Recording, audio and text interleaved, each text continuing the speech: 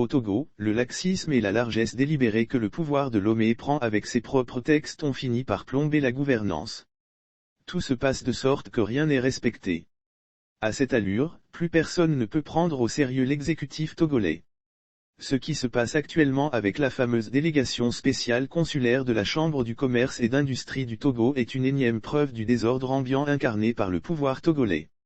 En réalité l'arrêté numéro 052/MCL/SG portant création de la délégation spéciale consulaire de la Chambre du commerce et d'industrie du Togo en date du 14 décembre 2020 en son article 3 stipule clairement, la délégation spéciale consulaire de la Chambre du commerce et d'industrie du Togo a pour principale mission, la gestion des affaires courantes et urgentes de la Chambre consulaire, l'organisation de nouvelles élections consulaires et le benchmarking dans la sous-région pour s'inspirer des meilleures pratiques afin de procéder à la relecture de tous les textes de la Chambre du commerce et d'industrie du Togo.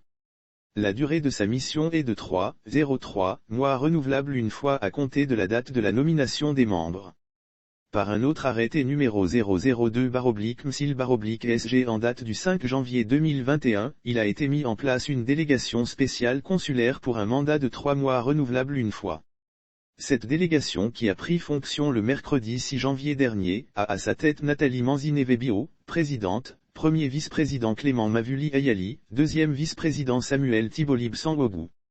À la cérémonie de passation de charge avec le bureau exécutif sortant, Madame Bio avançait que c'est une nouvelle ère qui s'ouvre et les opérateurs économiques sont en droit d'espérer, car la délégation spéciale consulaire, DSC, travaillera dans le strict respect de son cahier des charges, afin d'organiser les élections consulaires dans le délai fixé, ce qui permettra à la prochaine assemblée consulaire, de se mettre à l'œuvre pour poursuivre les nombreux chantiers engagés par le bureau exécutif sortant.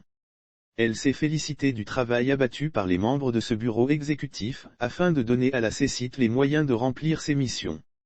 Au bout de 6 mois réglementaires qui finissaient le 6 juillet 2021, pratiquement rien n'a été fait. Les membres de cette délégation profitent juste des prébendes et jouent finalement au chrono.